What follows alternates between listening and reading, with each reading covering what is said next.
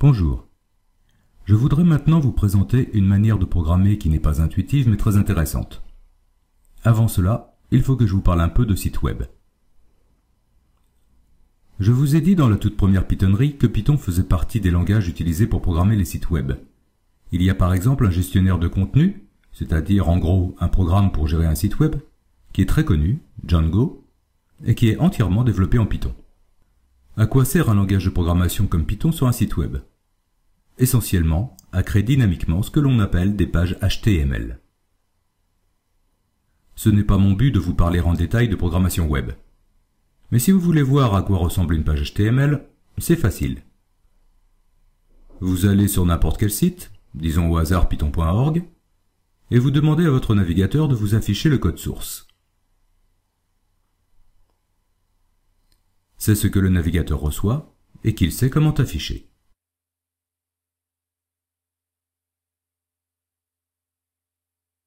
Ce qui m'intéresse avant tout ici, ce sont les menus.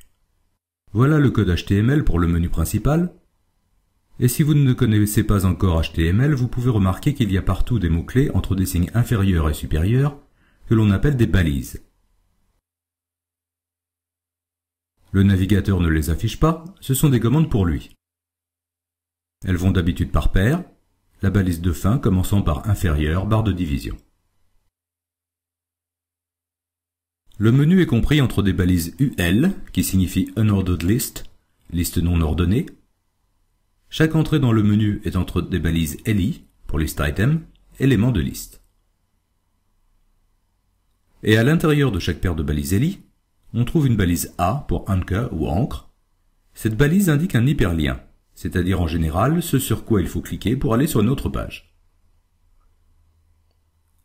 À l'intérieur de la balise, on trouve href qui indique soit sur quelle page, soit comme ici dans quel répertoire aller.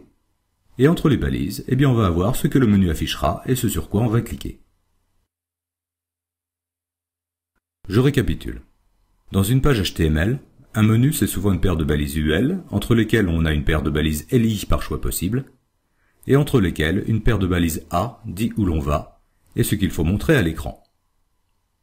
L'apparence du menu est contrôlée par ce qu'on appelle des feuilles de style, avec souvent en prime un peu de programmation dans le langage qui s'appelle JavaScript. Mais revenons à Python. L'avantage de créer les pages HTML à la volée, de manière dynamique, c'est que l'on peut les adapter aux visiteurs. Un visiteur occasionnel verra un certain nombre de choses sur le menu. S'il rentre un nom et un mot de passe et se fait reconnaître comme membre, il verra d'autres options. Par exemple, il pourra poser des questions sur le forum ou accéder à certaines sections. Certains utilisateurs, comme les modérateurs du forum, pourront faire d'autres choses, comme nettoyer le spam ou faire disparaître les messages des trolls. Comment représenter un menu en Python? Finalement, un menu c'est un ensemble d'intitulés, associés à des pages vers lesquelles on est dirigé quand on clique sur l'intitulé. On pourrait utiliser des listes avec des éléments que l'on séparera comme nous l'avions fait dans le programme des questions-réponses. Mais comme j'ai une idée derrière la tête, je vais faire un tout petit peu différent. Je vous avais dit que dans une liste, les éléments pouvaient être n'importe quoi, y compris des listes. Je vais représenter chaque option par une liste de 2 éléments, l'intitulé et la page de destination.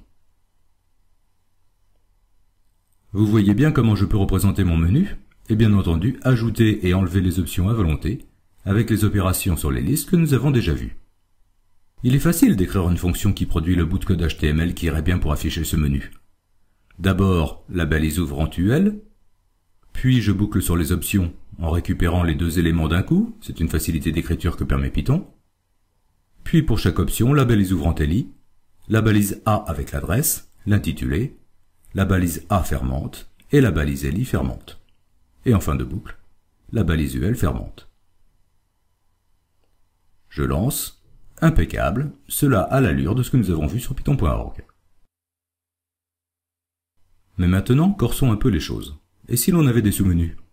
C'est-à-dire que quand l'on clique sur une option, on ouvre un autre menu au lieu d'aller sur une autre page.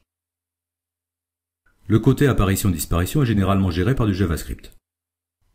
Au niveau du HTML, on a toute une arborescence, c'est-à-dire que l'on va retrouver, au lieu d'avoir directement des balises A entre les balises LI, l'intitulé et un autre bloc menu entre des balises UL. Comment représenter cela dans ma liste Python? Très facile. Là où j'avais l'emplacement d'une page, je vais substituer une autre liste représentant un menu, qui a la même allure générale que le menu. Il ne faut pas se tromper dans le nombre de crochets, mais sinon ce n'est pas plus compliqué que cela. Sauf que maintenant, pour cracher du HTML, cela se complique. Ce qui va nous sauver, c'est ce qu'on appelle la récursion. Le principe de la récursion, c'est de résoudre quelque chose de compliqué en fonction d'une version un peu moins compliquée de la même chose, jusqu'à arriver à quelque chose de vraiment très facile, puis revenir en arrière pour résoudre le problème initial. Je vous montre, c'est plus facile à comprendre sur un exemple. Pour le menu, le cas facile, c'est quand il n'y a pas de sous-menu, quand on est au dernier niveau. Afficher le sous-menu tout seul, on saurait bien faire. C'est exactement ce que l'on vient de voir. Et quand il n'y a pas de sous-menu, on sait bien faire aussi. Chaque fois que je récupère une option, je vais vérifier si cette option est ou non une liste, ce que je peux faire avec l'expression suivante, if isInstance, parenthèse ouvrante, option, virgule list, parenthèse fermante. isInstance est une fonction qui retourne vrai ou faux, selon que le premier argument est du type correspondant au deuxième ou pas. Je vais commencer par le cas où ce n'est pas une liste, que nous savons traiter. Et maintenant, que fait-on quand c'est une liste? Eh bien c'est simple. On suppose que la fonction est déjà, si l'on peut dire, fonctionnelle, et on l'appelle pour afficher le sous-menu. On lance, et hop. On peut faire plus joli, naturellement. Si vous vous rappelez, quand on applique la multiplication à du texte, on l'affiche autant de fois. Je vais ajouter un paramètre décal, de manière à indenter un menu en insérant décal blanc en début de ligne.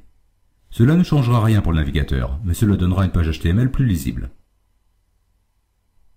Au début, mon décalage est de 0. Quand je rappelle la fonction, je décale de 2 blancs de plus. Voilà ce que cela donne. Et si je rajoute encore un niveau de menu, cela fonctionne toujours, magiquement. La récursion, avec ses fonctions qui s'appellent elles-mêmes et qui ont l'air de se manger la queue, m'a toujours fait penser à quelque chose qui me fascinait quand j'étais petit garçon, l'illustration de la boîte de vache qui rit avec le fameux dessin de Benjamin Rabier sur laquelle les boucles d'oreilles de la vache sont faites avec la boîte sur laquelle on retrouve la même illustration avec les boucles d'oreilles. La récursion est une méthode de programmation très puissante mais pas toujours très bien utilisée. Je l'ai vu expliquer beaucoup de fois, non pas par la vache qui rit, mais par les calculs de factoriel. Une factorielle, notée n, c'est le produit d'un entier n par tous les entiers plus petits, et c'est quelque chose que l'on emploie beaucoup en probabilité pour les calculs de nombre de combinaisons. On dit, la factorielle de 1 est 1, c'est le cas trivial, et pour n plus grand que 1, la factorielle de n vaut n que multiplie la factorielle de n-1. Évidemment, on peut traiter cela récursivement. On peut dire que si n est supérieur à 1, alors on retourne n que multiplie la factorielle de n-1, c'est l'appel récursif, sinon on retourne 1. Je laisse volontairement de côté la gestion de la validité des données pour ne pas alourdir. Ce qui va se passer, c'est que quand je vais calculer la factorielle de 4, je vais dire c'est 4 que multiplie la factorielle de 3, que je ne connais pas, et ainsi de suite, jusqu'à trouver 1. À ce point-là, je reviens, et je peux calculer la factorielle de 2, puis celle de 3, puis enfin celle de 4. Sauf que comme exemple de récursion, c'est nul, pour ne pas employer un mot plus grossier. En effet, on connaît parfaitement les points de départ et d'arrivée. Pourquoi remonter jusqu'à 1, puis redescendre, plutôt que de partir directement de 1? La bonne manière de calculer la factorielle de n, c'est une simple boucle. Pas d'appel récursif qui rajouterait du travail pour rien. La factorielle, c'est quelque chose de relativement linéaire. Calculer en fonction d'une autre factorielle peut être intéressant si l'on mémorise, par exemple dans une liste, des résultats que l'on saura réutiliser. Sinon, cela n'a aucun intérêt. La récursion, c'est pour quand cela part dans tous les sens, et que l'on ne peut pas traiter facilement. Pour un menu, on ne sait pas à l'avance où seront les sous-menus, ni combien il y en aura, ni quelle profondeur de menu on doit affronter. Impossible de traiter cela simplement avec une boucle. Autre cas intéressant de récursion que nous verrons dans le prochain épisode, les tris.